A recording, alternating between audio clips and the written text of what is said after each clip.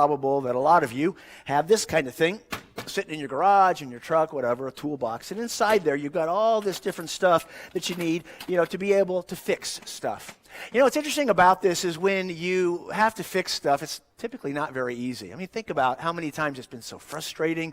You're skinning your knuckles trying to do that. You burn yourself on the block of the engine. It's just one thing after another. Honestly, fixing stuff is rarely easy and rarely painless. It's just one of those things that's a reality of trying to get something that's broken to get fixed.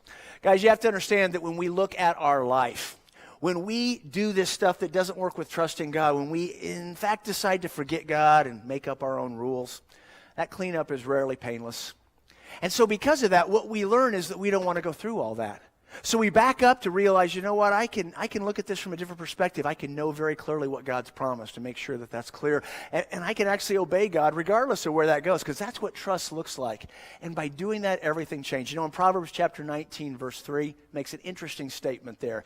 It says, a person's own foolishness ruins his life, but his heart rages against God. Did you hear that?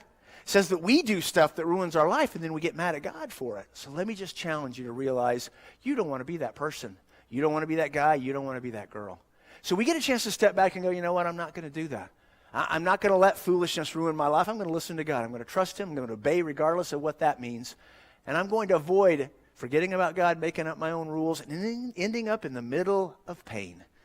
I'm going to follow God. I'm challenging you guys. And this contrast, do what works, avoid what doesn't, and you have a chance to be able to follow God in a great way. Let's do that this week.